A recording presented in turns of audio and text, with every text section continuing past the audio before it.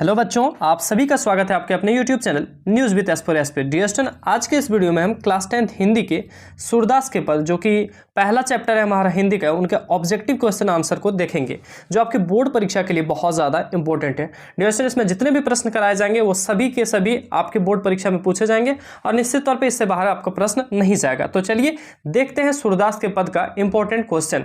सबसे पहले सूरदास के पद आपका हिंदी क्षितिज का पहला चैप्टर है, जिसको सूरदास के द्वारा लिखा गया है।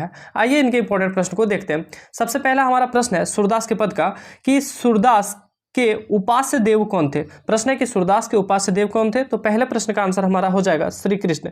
सूरदास के उपास्य देव कौन थे, तो श्री कृष्ण, ऑप्शन ए हो जाएगा करेक्ट आंसर। दूसरा हमारा प्रश्न है श्री कृष्ण के मित्र का क्या नाम है जो गोपियों को योग संदेश देता है। श्री कृष्ण का एक मित्र है जो गोपियों को क्या देता है, योग संदेश देता है, उनका क्या नाम है। तो प्यारे बच्चों, इसका सही जवाब क्या हो जाएगा, ऑप्शन नंबर सी, उद्धव। उसका क्या नाम है, उद्धव। उद्धव है श्री कृष्ण के मित्र का नाम जो गोपियों को क्या देता है, योग संदेश देता है। अगला हमारा तीसरा प्रश्न है उद्धव को बड़भागी किसने कहा। उद्धव को बड़भागी किसने कहा, तो सही जवाब हो जाएगा किसने कहा, तो गोपियों ने। आप अगर इस चैप्टर को पढ़े होंगे तो आपको पता भी होगा कि उद्धव को बड़भागी किसने कहा था, तो गोपियों ने कहा था। प्यारे बच्चों, इसमें जितने भी प्रश्न लिए गए हैं वो आपकी परीक्षा की दृष्टि से बहुत ज़्यादा इंपॉर्टेंट है और निश्चित तौर पर इससे बाहर आपके बोर्ड एग्जाम में एक भी प्रश्न नहीं जाएंगे। आइए अगला प्रश्न देखते हैं। अगला हमारा जो प्रश्न है चौथा नंबर, वो है सूरदास के पद का कि गोपियों ने किसके प्रति अपना प्रेम भाव व्यक्त किया। किसके प्रति अपना प्रेम भाव व्यक्त किया, तो सही जवाब इसका क्या हो जाएगा, चौथे नंबर प्रश्न का, वो हो जाएगा श्री कृष्ण के प्रति क्या व्यक्त किया, अपना प्रेम, अपना भाव। जैसा कि आपको पता है कि श्री कृष्ण के प्रति जो है वो गोपियों का प्रेम था और वही भाव क्या है इसमें व्यक्त किया है। अगला प्रश्न है पांचवा नंबर, प्रीति नदी किसके लिए प्रयोग किया गया है। आप अगर पढ़े होंगे तो इसमें एक स्टेंजा आता है कि प्रीति नदी में पाँव ना बोलियो, तो इसमें पूछा जा रहा है प्रीति नदी किसके लिए प्रयोग किया गया है पांचवें नंबर प्रश्न में। तो इसका सही जवाब क्या होगा, श्री कृष्ण के लिए क्या बोला गया, प्रीति नदी। तो प्रीति नदी किसके लिए बोला गया, तो श्री कृष्ण के लिए। अगला हमारा छठा प्रश्न है प्रथम पद में कौन अपने आप को भोली और अबला समझती है। जो आपका पहला स्टेंजा है उसमें बोलता है कौन अपने आप को भोली और अबला समझती है। ऑप्शन है आपके देवकी, यशोदा, गोपियां या फिर राधा। तो सही जवाब क्या हो जाएगा, गोपियां। गोपियां अपने आप को क्या समझती है, भोली और अबला समझती है, क्योंकि श्री कृष्ण उनके प्रति जो प्रेम था वो श्री कृष्ण वापस दोबारा नहीं लौटते हैं। इन कारण से गोपियां क्या समझती है, अपने आप को भोली और अबला समझती है। अगला प्रश्न है सातवां नंबर, गुड़ चाटी ज्यों पागी। इस पंक्ति में गुड़ अर्थात गुड़ किसे कहा गया। इसमें दिया गया कि गुड़ चाटी ज्यों पागी, इस पंक्ति में गुड़ अर्थात गुड़ किसे कहा गया है। तो इसका सही जवाब क्या हो जाएगा प्यारे बच्चों, गुड़ किसे कहा गया है। तो राइट आंसर हो जाएगा सातवें नंबर का श्री कृष्ण के प्रेम को। श्री कृष्ण के प्रेम में गोपियां इतनी ज्यादा आसक्त हो जाती है, जिस प्रकार चींटियां गुड़ में जाने के बाद निकल नहीं पाती है, उसी प्रकार से श्री कृष्ण के प्रेम में जाने के बाद गोपियां वापस नहीं आने पा रही थी, इसलिए कहा गया है गुड़ चाटी ज्यों पागी। ठीक है। अगला जो हमारा प्रश्न है आठवां नंबर, टेंशन नहीं लीजिए, बोर्ड एग्जाम में हर एक चीज कराएंगे यहाँ से। ठीक है। मन की मन ही मांझ रही, क्या दिया गया, मन की मन ही मांझ रही का क्या अर्थ है। तो सही जवाब क्या हो जाएगा, मन की बात मन में ही रहना। श्री कृष्ण के प्रति जो प्रेम है, उनकी जो बात है वो गोपियों के मन में रह गया है, वो श्री कृष्ण से कहना चाहती है, लेकिन श्री कृष्ण जो है वो योग संदेश उद्धव के द्वारा भिजवा देते हैं, जिनके कारण वो क्या होता है, नहीं अपनी बात को कह पाती है। ठीक है। अगला आपका प्रश्न है नौवां नंबर, गोपियां कौन सी बात किसे बताना चाहती थी। गोपियां कौन सी बात किसे बताना चाहती थी। देखिए, तो किसे बताना चाहती, अपने मन की बात बताना चाहती थी। किसको, तो श्री कृष्ण को। अपने मन की जो प्रेम की बात थी वो श्री कृष्ण को बताना चाहती थी। नौवें नंबर प्रश्न का ऑप्शन ए हो जाएगा करेक्ट। 10वां नंबर हमारा प्रश्न है उद्धव गोपियों को कौन सा संदेश देता है। उद्धव जो है वो गोपियों को कौन सा संदेश देता है, तो सही जवाब हो जाएगा योग साधना का संदेश देता है। ऑप्शन नंबर बी हो जाएगा सही आंसर। ठीक है। तो कौन सा संदेश देता है उद्धव के द्वारा, तो योग साधना का संदेश देता है। अगला 11वां नंबर प्रश्न है कि गोपियों ने हरि यानी कि श्री कृष्ण की तुलना किससे की है। कभी कभी प्रश्न पूछा जाएगा कि गोपियों ने श्री कृष्ण की तुलना किससे की है, या कभी कभी प्रश्न पूछा जाएगा गोपियों ने हरि की तुलना किससे की है, तो हारिल की पक्षी से। किससे, हारिल की पक्षी से। ऑप्शन नंबर सी इसका सही जवाब हो जाएगा।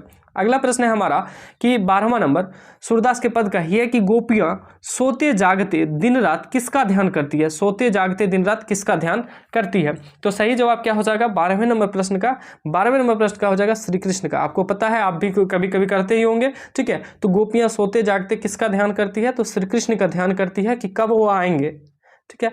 अगला प्रश्न है 13वां नंबर, गोपियां कड़वी ककड़ी किसे कहती है? गोपियां जो है वो कड़वी ककड़ी किसे कहती है? तो इसको किसे कहती है? तो उद्धव द्वारा जो योग का संदेश भिजवाया गया था, उद्धव ने जो योग का संदेश लाया था कि श्री कृष्ण अब नहीं लौटेंगे, तो उन्हीं को द्वारा जो संदेश कहा गया था उसी को वो क्या बताते हैं? कड़वी ककड़ी के समान बताते हैं। तो क्या आंसर हो जाएगा? उद्धव द्वारा दिए गए योग संदेश को। अगला 14वां नंबर प्रश्न है, मन चक्री से क्या अभिप्राय है? देखिए, मन चक्री कहने का मतलब मन स्थिर न होना, मन अस्थिर है, चक्री के समान कहीं अभी उद्धव के पास तो कभी इसकी बात कभी उसकी बात, क्या है? मन एक जगह स्थिर नहीं, एकाग्र नहीं है, वो कहीं कहीं बातें क्या हो रही है उनकी, घूम रही है मन। तो वही बोल रहा है मन चक्री से क्या अभिप्राय? तो मन की अस्थिरता। देखिए, दो ऑप्शन हैगा, एक मन की स्थिरता, एक मन की अस्थिरता। तो ये आपको याद रखना, मन की अस्थिरता यानी कि स्थिर नहीं है, ठीक है। अगला प्रश्न है 15वां नंबर, सू तो व्याधि हमको ले आए, पंक्ति में व्याधि किसे कहा गया? कहा गया सू तो व्याधि हमको ले आए, इस पंक्ति में व्याधि किसे कहा गया? तो ये प्रश्न पूछा गया। तो सही जवाब क्या हो जाएगा? योग साधना को, जो गोपियां जो उद्धव के द्वारा योग साधना का संदेश लाता है उन्हीं को क्या कहा गया? व्याधि कहा गया है इस कविता के अनुसार। अगला प्रश्न है 16वां नंबर, गोपियों के अनुसार किसने राजनीति की शिक्षा पढ़ लिया, राजनीति की शिक्षा पढ़ के आई है? ऐसा भी प्रश्न पूछा जाता है कि गोपियों ने किसकी शिक्षा पढ़ ली है? तो गोपियों के अनुसार किसने राजनीति की शिक्षा पढ़ ली है? तो श्री कृष्ण ने क्या पढ़ लिया? राजनीति की शिक्षा पढ़ ली है। 16वें नंबर प्रश्न का आंसर हो जाएगा सी नंबर, ठीक है। और एक प्रश्न पूछा जाता है कि गोपियों के अनुसार राजा का धर्म क्या होना चाहिए? तो याद रखिएगा, प्रजा को खुश रखना, प्रजा को नहीं सताना, प्रजा के अनुरूप चलना, ये सब चीजें रहेगी। अगला प्रश्न है 17वां नंबर, मधुकर शब्द का प्रयोग किसके लिए किया गया? मधुकर एक शब्द है, वो किसके लिए प्रयोग किया गया है, ये पूछा जा रहा है। तो मधुकर शब्द का जो प्रयोग किया गया है मेरे बच्चों, वो उद्धव के लिए किया गया। देखिए, इसमें बहुत सारे प्रश्नों में कृष्ण के लिए कुछ शब्द का प्रयोग है, बहुत सारे में उद्धव के लिए है, तो उनको आप याद रख लीजिए। मधुकर शब्द का जो प्रयोग है वो किसके लिए किया गया है? तो उद्धव के लिए किया गया है। 17वें नंबर का डी नंबर हो जाएगा। 18वां नंबर प्रश्न है कि सूरदास के पद में गोपियों के अनुसार पहले से ही चतुर कौन था? पहले से ही चतुर कौन था? तो चतुर कौन थे जी? श्री कृष्ण थे। वो पहले से क्या थे? बहुत ज़्यादा चतुर थे, और इतने चतुर थे कि वो जान रहे थे अगर खुद हम लौटेंगे तो फंस जाएंगे, इसलिए किसको भिजवा दिए? उद्धव को। तो सही आंसर क्या हो जाएगा? श्री कृष्ण को। अगला प्रश्न है 19वां नंबर, पुराने जमाने के लोगों को भला क्यों कहा गया? पुराने जमाने के जो लोग हैं उनको आखिर भला क्यों कहा गया? तो उनके भला कहने का कारण इसलिए है कि दूसरों की भलाई करते थे। पुराने जमाने के लोग आप देखते होंगे तो बहुत ज़्यादा क्या करते थे? दूसरों की भलाई करते थे, वो एक दूसरे से जुड़े रहते थे। लेकिन आज के जो लोग हैं वो स्वार्थी हो गए हैं, अपनी स्वार्थ पूरा होने पर आपको भूल जाएंगे, आपको एक कॉल तक नहीं करेंगे, जब आपका दिन अच्छा हो तो तुरंत आ जाएंगे, लेकिन जब दिन बुरा हो तो वापस चल जाएंगे। तो दूसरों की भलाई का कारण था पुराने जमाने के लोग, इसलिए भला कहते थे। अगला और अंतिम प्रश्न इस चैप्टर का हमने लिया है कि गोपियां क्या प्राप्त करना चाहती थी? गोपियां क्या प्राप्त करना चाहती थी? तो सही जवाब हो जाएगा अपना मन। अपना मन सर, ये कैसे? अपना मन इसलिए प्राप्त करना चाहती थी, उनका जो मन है उनके अनुसार कहाँ ले गया है? तो कृष्ण ले गए हैं अपने साथ, तो अपना वो मन प्राप्त करना चाहती है। ऑप्शन नंबर बी हो जाएगा इसका करेक्ट आंसर। डियर स्टूडेंट, इस चैप्टर के इतने ही इंपॉर्टेंट क्वेश्चन हमने लाए हैं और उम्मीद है इससे ही आपके बोर्ड एग्जाम में प्रश्न पूछे जाएंगे। तो निश्चित तौर पर ऐसे और भी प्रश्नों को प्राप्त करने के लिए आप हमारे साथ जुड़े रहिए। इस यूट्यूब चैनल को सब्सक्राइब करते हुए नोटिफिकेशन बेल को जरूर प्रेस कर लीजिए। हम जल्द ही नेक्स्ट वीडियो लाएंगे अलग टॉपिक पे, जो आपके बोर्ड एग्जाम के लिए बहुत ज्यादा हेल्पफुल रहेगा। आप चाहे तो हमारे व्हाट्सएप ग्रुप में भी ऐड हो सकते हैं, लिंक नीचे डिस्क्रिप्शन में दिया है, या फिर 9835146164 पर आप मैसेज करके व्हाट्सएप ग्रुप में ऐड हो सकते हैं। मिलते हैं नेक्स्ट वीडियो में, तब तक के लिए इस प्यारे वीडियो को लाइक कीजिए और दोस्तों में शेयर करना नहीं भूलिएगा।